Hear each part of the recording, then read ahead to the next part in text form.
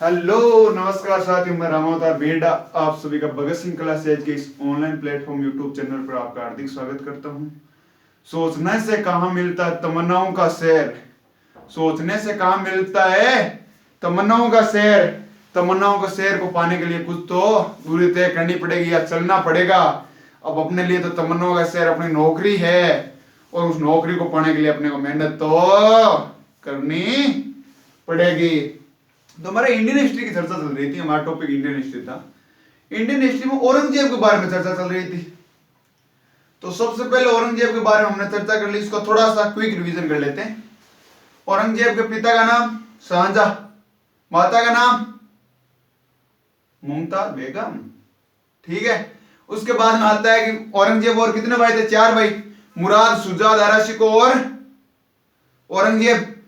औरंगजेब दक्कन वाले क्षेत्र में था, मुराद गुजरात वाले क्षेत्र में था, बंगाल वाले में शुजा था और दारा शिकोह शाहजहां के पास ही रहा करता था। होता क्या है, 1557 में शाहजहां बीमार हो जाता है, दारा शिकोह पास में होता है। शाहजहां क्या करता है, जो भी वहां पर दरबारी वगैरह होते हैं उनको कह देता है कि मैं दारा शिकोह को राजा बनाना चाहता हूं। क्यों? शाहजहां को खुद को ऐसा लगने लग गया था कि मैं मरूंगा। तो शाहजहां है वो उन लोगों से कह देता है कि दारा शिकोह को राजा बनाना चाहता है वो, और दारा शिकोह को कहा जाता है, इतिहास की किताबों में मिलता है कि दारा शिकोह का मनसब भी बढ़ा दिया था। मतलब 50,000 से 60,000 कर दिया था। पहले 50,000 सेना हुआ करती थी उसके पास साथ, फिर उसने 60,000 सेना कर दी थी। तो दारा शिकोह का मनसब भी बढ़ा दिया था और दारा शिकोह को ही शाहजहां वो राजा बनाना चाहता था। लेकिन ये बात जब शुजा, मुराद और औरंगजेब को पता चलती है तब भाई अलग ही मजा हो जाता है, तब अलग ही बात बनती है। तो वो क्या आते हैं, उत्तराधिकारी युद्ध के लिए आते हैं। तो फिर आप सबको पता है सबसे पहले होता है बहादुरगढ़ का युद्ध। बहादुरगढ़ का युद्ध होता है, उसमें दारा शिकोह और शुजा के बीच में होता है। लेकिन वो लड़ता कौन है? दारा शिकोह की तरफ से अपने यहाँ के राजा हुआ करते थे आमेर के मिर्जा राजा जय सिंह, वो जाते हैं। फिर आता है औरंगजेब, आता है उधर से। तो औरंगजेब को रोकने के लिए मालवा के पास में युद्ध होता है, मालवा के पास में युद्ध होता है। वो युद्ध कौन लड़ता है? तो वो दारा शिकोह की तरफ से मारवाड़ के राजा जसवंत सिंह लड़ते हैं। फिर हमारी बात आ रही थी कि दारा शिकोह और औरंगजेब के बीच में लड़ाई होती है, दारा शिकोह और औरंगजेब के बीच में लड़ाई होती है। वो औरंगजेब जीत जाता है, दारा शिकोह को वहां से भागना पड़ता है। सामूगढ़ की लड़ाई पड़ी थी। फिर होती है खजुआ की लड़ाई। कौन सी लड़ाई? खजुआ की लड़ाई। खजुआ की लड़ाई होती है शुजा के और औरंगजेब के, और वहां पर भी शुजा हार जाता है, औरंगजेब जीत जाता है। ठीक है। लास्ट होती है, उस टाइम क्या होता है, जब वो सामूगढ़ की लड़ाई में दारा शिकोह हारता है तो यहां से आरे काबुल वाले इलाके में चला जाता है, पहले लाहौर जाता है, फिर लाहौर तक औरंगजेब की सेना पीछा करती है तो वो काबुल वाले में चला जाता है, फिर सिंध वाले इलाके में वहां पर चला जाता है। फिर वो क्या करता है, बात ये होती है, आप सबको पता है कि सेकंड युद्ध था औरंगजेब के साथ, वो लड़ रहा था औरंगजेब के खिलाफ दारा शिकोह की तरफ से मारवाड़ का राजा जसवंत सिंह। तो होता क्या, जसवंत सिंह धोखेबाज निकल जाता है, धोखेबाज बेवफा निकल जाता है। अब कैसे निकल जाता है भाई, जो बंदा उसका साथ दे रहा था दारा शिकोह तो यही सोचेगा ये बंदा मेरा आदमी। तो वो क्या करता है, सिंध वाले इलाके से इसके पास में आता है। किसके पास? मारवाड़ के राजा जसवंत सिंह के पास। जसवंत सिंह के पास आता है और ये यही सोचता है कि भाई मेरा ही आदमी। लेकिन ये मारवाड़ का राजा जसवंत सिंह है, ये धोखा कर जाता है, इसका साथ नहीं देता है और औरंगजेब को बता देता है कि भाई साहब दारा शिकोह अपने पास है, आ जाओ। तो फिर औरंगजेब आता है अपने अजमेर के पास में देवराय नामक जगह पर लड़ाई होती है। 1659 में देवराय की लड़ाई होती है। तो 1659 में देवराय की लड़ाई के बाद में औरंगजेब जीत जाता है और भाई साहब दारा शिकोह को जेल में डाल देते हैं। यहां तक समझ आई? अब समस्या इसके क्या हो रही थी, अब औरंगजेब राजा तो बन गया, फाइनली राजा तो बन गया भाई। सबसे पहले तो इसका राज्याभिषेक होता है 1657 ईस्वी में आगरा में, फिर होता है 1658 ईस्वी में दिल्ली में, ना 1659 ईस्वी में, क्योंकि वो देवराय की 1659 में थी, 1658 में थी, 1659 में थी शायद मेरे हिसाब से, 1658 बन जाता है आगरा का। तो फिर अब इसके पास औरंगजेब राजा तो बन गया, औरंगजेब के पास फिर भी 2 समस्या है। एक इसका भाई मुराद है जो गुजरात वाले इलाके में इतने दिन से इसको सपोर्ट कर रहा था, और एक शुजा के बारे में बात कर रहे थे जो बंगाल में चला गया था। अब समस्या ये है, क्या है कि भाई ये जब कभी भी मुराद और सुजा है वो गृह युद्ध छेड़ देंगे, तो इसलिए औरंगजेब क्या करता है, मुराद को पकड़ता है। मुराद को औरंगजेब रिस्क नहीं लेना चाहता, औरंगजेब मुराद को पकड़ता है और भाई साहब को जेल में डाल देता है, जेल में डाल देता है। फिर भाई साहब सुजा को पता चल जाता है कि ये तो गड़बड़ करेगा, साला मेरे को भी मारेगा। तो उसको क्या करता है, सुजा क्या करता है, यहां से भाग के चला जाता है अरकान वाले क्षेत्र में, मध्य एशिया में, और वहां पर सुजा भी बेमौत वहां पर अरकानियों के हाथों मारा जाता है। दारासी को फिर वहां से कैसे जैसे निकलता है, यहां से देवराय के युद्ध के बाद में कुछ किताबों में मिलता है कि उसको जेल में डाल देता था, कुछ किताबों में मिलता है कि वो यहां से निकल जाता है, तो कुछ किताबों में ऐसा मिलता है वो निकलता है ना, तो एक अफगान व्यक्ति है वो उसको मार देता दारासी को। वो यहां तक चर्चा हो गई। अब औरंगजेब के टेंशन खत्म है, औरंगजेब के टेंशन खत्म है, औरंगजेब राजा बन जाता है, और भाई साहब सांझा को जेल में डाल देता है। अब थोड़ी सी बात आती है, राजा बन गया, अब इसकी पत्नी वगैरह कौन थी, क्या सिस्टम था, थोड़ा सा उसके बारे में पढ़ लें। तो इसकी पत्नी हुआ करती थी, क्या नाम था, दिलराज बानो, और उसकी याद में कौन सा मकबरा बनाया था, बीबी का मकबरा। कहां पर बनाया था, औरंगाबाद महाराष्ट्र में। ये किसकी कॉपी है रे, ये है अपने ताजमहल की, एकदम बदसूरत कॉपी है बीबी का मकबरा। इससे बदसूरत कॉपी बन ही नहीं सकती, फोटो ही नहीं बना सकता, मैं भी बनाऊंगा तो अच्छी बनाऊंगा। तो बदसूरत कॉपी ये थी बीबी का मकबरा। फिर औरंगजेब बन जाता है, शाहजहां को जेल में डाल दिया। शाहजहां की कहा जाता है कि शाहजहां की पूरी सेवा, भाई 57 में जेल में डाल रहा है इसको, 66 में मर रहा है शाहजहां, लगभग 10 साल हो गए, 10 साल हो गए, ये 9-10 साल ना शाहजहां की पूरे आगरा के जेल में पूरी सेवा, जहां आरा शाहजहां की बेटी हुआ करती थी, औरंगजेब की बहन हुआ करती थी, उसने की है पूरी सेवा, जितनी हो सकती थी वो वहां से ना जाती नहीं थी, या राजा रुजा के पास नहीं जाती थी, वो वहीं रहती थी और पूरी सेवा की थी 10 साल। इसलिए इस चीज से पसंद भाई ये औरंगजेब को भी ऐसा लगा कि वास्तव में ये गलत है, तो औरंगजेब ने जहां आरा को प्रथम नारी की उपाधि दी। सीधा क्वेश्चन बन जाता है, प्रथम नारी की उपाधि किसे दी, तो अपने जहां आरा को दी। जहां आरा कौन थी, जहां आरा औरंगजेब की बहन थी और शाहजहां की बेटी थी। फिर क्या है कि प्रथम नारी की उपाधि थी, ये औरंगजेब जहां आरा की बातें कुछ मानने लगा, कुछ बातें भाई जहां आरा की मानने लगा। जब तक भाई साहब जहां आरा जब तक ये मरता नहीं है ना, 66 तक, 1666 तक है शाहजहां मरता नहीं है ना, तब तक इसको राजपाट से कोई मतलब ही नहीं रहता। ये खुद ऐसा सोचती नहीं है कि मैं राजा की बहन हूं या मैं राजा की बेटी हूं, इसके बारे में। ये 1666 में बाहर आती है लोगों के सामने, शाहजहां के जाने के बाद में। तो शाहजहां के जाने के बाद में आती है, तो इसको प्रथम नारी की उपाधि दी जाती है, इसकी पेंशन बढ़ा दी जाती है, 12 लाख से 15 लाख कुछ ऐसी कर दी जाती है, अपने को वो पूछेंगे नहीं, लेकिन इसकी पेंशन बढ़ा दी जाती है जहां आरा की, ठीक है। बाद में ये आती, तो भाई प्रथम नारी की उपाधि दे रहा है औरंगजेब, मतलब इसकी बात कुछ मान रहा है। तो ये क्या करती है कि भाई दारासी को भाग गया था, सबको पता है, मुराद भाग गया और अपने सुजा भाग गया, तो भाई इनकी फैमिलियां तो यही थी, इनके परिवार वाले तो यही थे। तो होता क्या है कि दारासिको का बेटा जेल में था, दारासिको का बेटा भी जेल में था, और मुराद का बेटा भी जेल में था, सुजा का बेटा भी जेल में था। तो दारासिको और मुराद के बेटों को जेल से निकाला जाता है। ये लगभग बात 1673 ईस्वी के समथिंग की बात है। इनके बेटों को जहां आरा के कहने पर औरंगजेब जेल से रिहा करता है, और औरंगजेब की बेटियां हुआ करती थी खूब, दोनों कौन से, एक तो मुराद का बेटा था, एक सुजा का बेटा था। मुराद और सुजा के बेटे दोनों के शादी औरंगजेब अपनी बेटियों से कर देता है, अपनी बेटियों से कर देते हैं। एक दारासिको की बेटी हुआ करती थी जानी बेगम नाम से, दारासिको की बेटी जानी बेगम नाम से, उसका विवाह वो औरंगजेब अपने बेटे से कर देता है। वैसा मुस्लिम में चलता है, अपने वाला सिस्टम नहीं है, वो सागरसी कोई सा कोनेड़े अड्डे अड्डे सागे कोनेड़े। तो एक करे मुराद और सुजाला बेटा की शादी की साथ कर दिए, औरंगजेब आपकी बेटिया के साथ कर दिए, और दारासिको की बेटी हुआ करती थी जानी बेगम भी की शादी औरंगजेब अपने बेटे के साथ, मुअज्जम नाम आसिया आगे पढ़ से मुअज्जम। मुअज्जम, औरंगजेब को बेटो आ गए मुअज्जम बे के साथ है 12 सिखों की बेटी जानी बेगम ही भी की शादी कर दी। इस चीज को कहां सीख मिल रही है? तो देखो आप भया भया के नाम कौन बनती, आप भया भया के नाम कौन बनती, लेकिन आगे दूसरी पीढ़ी है की बात शामिल हो रही है, बातें एक साथ हो रही है। तो औरंगजेब के बारे में भी क्वेश्चन देख लियो, इंपॉर्टेंट है, मन में लाग रही होनी कि यार दूसरी पीढ़ी है की भया भया के बिल्कुल ही कौन बन रही यार, दूसरी पीढ़ी है की शामिल हो रही। तो यहाँ पर पूछा कि आंतरिक विद्रोह मुगल काल में सर्वाधिक सबसे अधिक आंतरिक विद्रोह कब हुआ था? तो औरंगजेब के समय हुआ था। सबसे अधिक आंतरिक विद्रोह औरंगजेब के समय हुआ था। क्योंकि आंतरिक विद्रोह का मतलब क्या है? मतलब घर में ही फूट पड़नी, और घर में फूट औरंगजेब वाले टाइम पड़ी है भाई, फूट तो पहले भी पड़ती, कद पड़ती?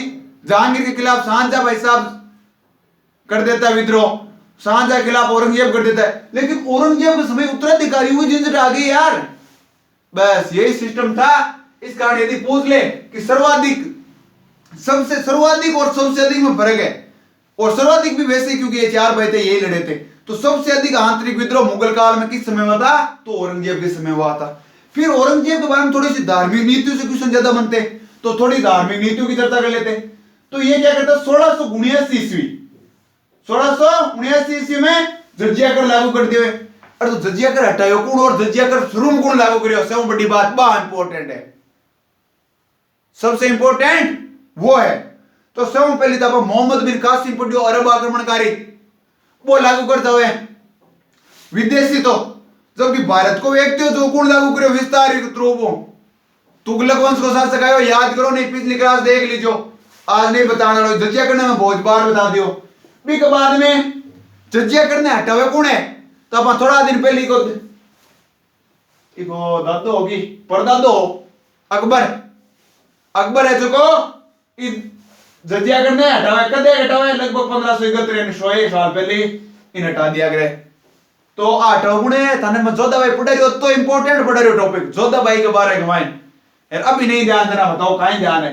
जोधा भाई हटवा देवे जजिया कर, जजिया कर वे कहीं है को एक हिंदुआ का नाम लेना टैक्स है, केवल हिंदुआ का नाम भी है। तो कई मान के गैर मुस्लिम टैक्स है, लेकिन कई किताबों में यह मिल रही हो कि केवल हिंदुआ का नाम लिया जाता हो।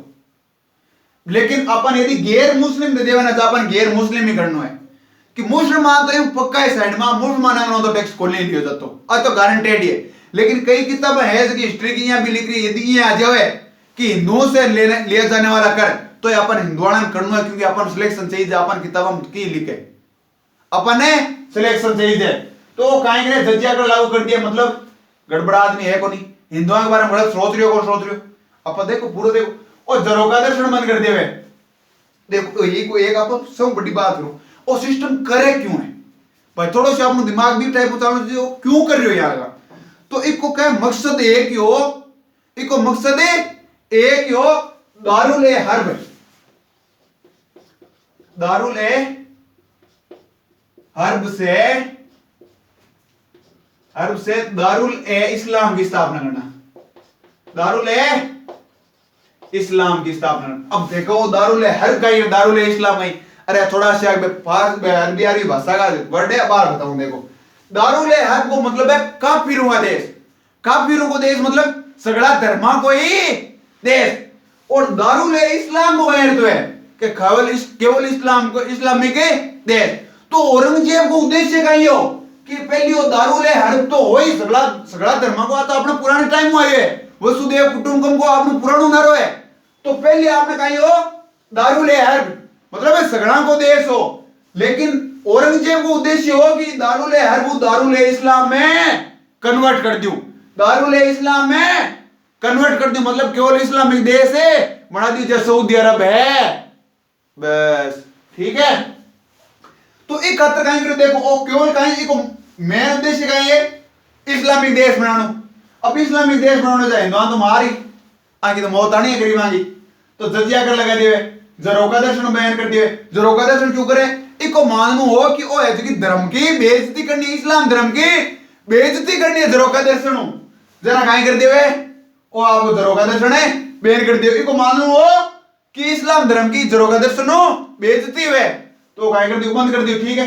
गायन पर बैन, एक ही पॉइंट रहे तो कि तो भाई इस्लाम धर्म में सही कौन गायन पर बैन। लेकिन वाद्य संगीत मतलब है पर ढोल नगड़ार बजे नहीं बे वीणा बे चालू ही लेकिन गाना पर बेन हो और बांसुड़ा गाना है नहीं यो वहां पर बेन हो लेकिन वाद्य संगीत जारी रहियो क्यों रहियो तो हमने औरंगजेब खुद है ना एक कुशल वीणा वादक हो पॉइंट बी नोटेड कुशल है वीणा वादक सीधो सीधो कुशल वीणा करे औरंगजेब कौन सा वाद्य यंत्र बजाता था या कौन से वाद्य यंत्र का कुशल कौन से वाद्य यंत्र को बजाने में कुशल या निपुण था तो वीणा वादक था कौन सा था साथियों वीणा वादक है गायन पर बैन लगा रहे हो बंदो लेकिन जगह वाद्य संगीत यंत्र है जगह पर कौन लगा रहे हो नवरोज के त्योहार पर बैन अब सब बड़ी बात है नवरोज को त्योहार का ही है नवरोज को त्योहार में थाने पढ़ा रहे हो तुगलक में गुलाम वंश पढ़ा रहे हो दिल्ली सल्तनत में तो दिल्ली सल्तनत में गुलाम वंश पढ़ा रहे हो तो मैं थाने एक बलबन नाम को राजा पढ़े हो तो बलबन काहे करे नवरोज त्योहार ले रहा है और नवरोज कट्टा वो ईरान को त्योहार है ईरान को फारसियां को त्योहार है वो ले रहा है फिर बाद में वो ज्यादा चर्चा में करता जो नवरोज त्योहार तो जहांगीर टाइम आ जाए अब देखो जहांगीर टाइम क्या जाए तो भाई साहब जहांगीर मेरो निशा नवरोज के त्योहार में तो पसंद करे लेकिन आगे नूरजहां नूर महल की उपाधि देवे तो जब भी कारण है ज्यादा इंपोर्टेंट ओ भाइयों के केवल इस्लामिक त्योहार माने ला औरंगजेब गए हैं किसो फारसी कोई फारसी नहीं चलेगा यहाँ पर केवल इस्लाम चलेगा तो ये क्या कर देता है नवरोज त्योहार को भी बैन कर देता है और भाई साहब सबसे बड़ी बात है कि ये बहुत अधिक संख्या में मंदिरों को तुड़वाया था इसने बहुत अधिक संख्या में मंदिरों को तुड़वाया था अब आपके मन में आ रहा होगा कि मंदिरों को क्यों तुड़वाया इसने मंदिरों को क्यों तुड़वाया तो हम अरब आक्रमणकारी पढ़ रहे थे सबसे पहली क्लासें थी शुरू की 3-4 क्लासें तो उनका मकसद क्या था उनका मानना था कि मंदिरों को तुड़वाएंगे और हम इस्लाम धर्म का प्रचार प्रसार करेंगे तो आपको पता था मैं मोहम्मद गोरी वगैरह पढ़ा रहा था गजनवी पढ़ा रहा था तो मैंने आपको सोमनाथ मंदिर का अटैक भी बताया था वृंदावन मंदिर के अटैक भी बताए थे क्योंकि इनका मानना था नालायकों इनके बुद्धि नहीं थी इस कारण ये मान रहे थे कि मंदिरों को तुड़वा देंगे तो इस्लाम धर्म का प्रचार हो जाएगा लेकिन इनका क्या पता धर्म होता है वह अंदर होता है अंदर किसी भी धर्म को मानने वाला है चाहे इस्लाम धर्म को मानने वाला है चाहे हिंदू धर्म को मानने वाला है ईसाई को मानने वाला है वो अंदर से मानता है ऐसे थोड़े कोई मंदिर तुड़वा देगा भाई जो भजन पाठ करेगा जो हनुमान चालीसा पढ़ेगा जरूरी थोड़ी है मंदिर में जाकर ही पढ़े जो कुरान पढ़े जरूरी थोड़ी है मस्जिद में जाकर ही पढ़े अपने घर में भी तो पढ़ सकते हैं तो बस इसे क्या दिमाग थोड़ा सा दिमाग से ये पैदल था औरंगजेब दिमाग से पैदल था ध्यान रखना अपने को बहुत अधिक संख्या में मंदिरों को तुड़वाए क्योंकि इसका मकसद एक ही था दारुल इस्लाम की स्थापना करना मतलब एक इस्लामिक देश की स्थापना करना फिर बात आती है ये एक सिस्टम करता है सरकारी नियम कायदों को एक पुस्तक में संकलित किया जहां आपने मैं नहीं पुलिस केस कास्ट हो गया आईपीसी की धारा है कि आईपीसी की धारा फलाना फलाना के तहत आप पर ये मामला दर्ज होता है आईपीसी फलाना फलाना के तहत आप पर मर्डर का केस लगता है वैसे आईपीसी वाली धारा है नहीं आईपीसी वाली धारा है नहीं तो क्या सरकारी नियम कायदा जकी भी है नहीं जो एक पुस्तक बनवा दी भी टाइम है जहां आपने संविधान है भी टाइम है एक अबार आपने कहीं आप बिन कहीं के वहां पुस्तक है संविधान के देवा संविधान है के देवा भी टाइम कहीं कहता भी पुस्तक ने जगह नियम कायदा लिखे डाल सके जवाबित ए आलमगिरी जवाबित ए आलमगिरी अब देखे शो याद क्या हो रही अरे आप चीज गाले पड़ी आलमगीर कहीं आलमगीर इसकी औरंगजेब खुद के द्वारा खुद ने उपाधि प्रदान करी तो सिद्धू अजय क्वेश्चन इन तो एक बार छोड़ो पहले ले दो तो रेडी करा कि औरंगजेब द्वारा स्वयं द्वारा धारण की गई उपाधि कौन सी है तो आलमगीर कौन सी साथियों आलमगीर तो थोड़ी सी एक बात बता दियो मैंने फिर लोग कौन सी उपाधि प्रदान की लोगों के द्वारा उपाधि कौन सी प्रदान की गई तो जिंदा पीर और शाही दरवेश दो उपाधियां प्रदान की लोगों ने लोग इन दो उपाधियों जानता एक तो जीवतो पीर यानी जिंदा पीर एक शाही दरवेश खुद के द्वारा खुद ने कौन सी उपाधि प्रदान करी हो आलमगीर तो आए तो चीज आ रही है जवाब भी थे आलमगीरी मतलब आलमगीरी के प्रति थे जवाबदेही वो आलमगीरी के प्रति जवाबदेही उसी हो जी भाई आपने वह नॉर्मल नेता हुए जो भी लोग हैं आज भारत को नागरिक है वो संविधान के प्रति जवाबदेही है भाई संविधान के दायरे में रहकर कोई भी काम कर सके संविधान के दायरे में बारे जासी जरा भी केस कहा से बढ़ सी भी प्रकार हो या कह दियो कि ये आलमगिरी वाला सिस्टम बारे गया ना तो खेर है कोनी है हिंदुआ की तो भी है खेर कोनी है किसे लड़ंगों थे बारे गया तो लेकिन मुसलमाना ने क्यों थे ये आलमगिरी वाला सिस्टम बारे गया ना तो खेर है कोनी है वो एक भी देखा ना एकदम इनको ये कोनी अपन गोनाता है बिल्कुल बिना काम गया फंडा गोनाता कि अपन राजा हार या राजा रास है जीवन जीवा वो एकदम इतिहास की किताब एक बार धरती पड़े एकदम नॉर्मल एकदम सादा जीवन उच्च विचार सादा जीवन उच्च विचार लेकिन ये पर लागू कौन हो उच्च विचार ही का बढ़िया बन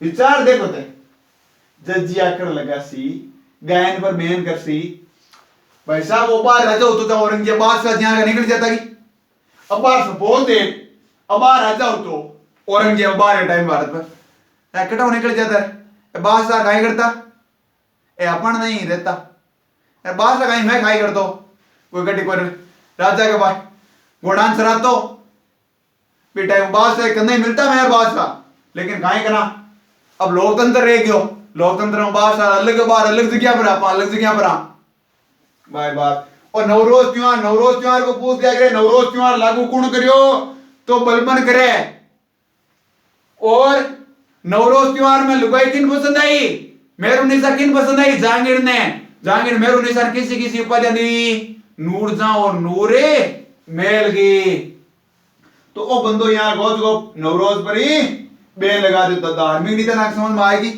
कल अपन चर्चा कर लेते हैं कि थोड़ा सा अभियान है कि थोड़ा सा युद्ध याद है सरकार की चर्चा कर ले और औरंगजेब के बारे में कोई खास को नहीं अब तो इंपॉर्टेंट हो कुछ मिला धार्मिक नीति है ना आओ क्यों समझ जाएगा कि जज्जा कर वापिस कौन लागू करियो जरो का दर्शन की पड़ता मुगला कौन बंद करी गायन पर बैन कौन करियो भाई औरंगजेब जो खुद किशोवादी अंदर बजाया करतो ठीक है सरकारी नियम कायदा औरंगजेब एक पुस्तक में संकलित कियो भी पुस्तक का नाम हो ठीक है एक है जो दारुल हर्ब का ही है दारुल इस्लाम का ही है तो आज चीजों क्वेश्चन है थोड़ा सा ज्यादा बढ़ जाएगा औरंगजेब टाइम और मैं क्वेश्चन ज्यादातर अकबर में उठाएगा लेकिन धार्मिक नीतियां एक औरंगजेब अकबर के सामने पूर्व विपरीत कौन लाग रही होगी देखो अकबर है जो हर एक धर्म में बराबर मान्यता दे रही हो लेकिन औरंगजेब है जो केवल इस्लाम एक क्वेश्चन ये बन जाए कि मुगल वो कौन सा मुगल राजा है जो पूर्ण रूप से इस्लामिक स्टेट बनाना चाहता था भारत को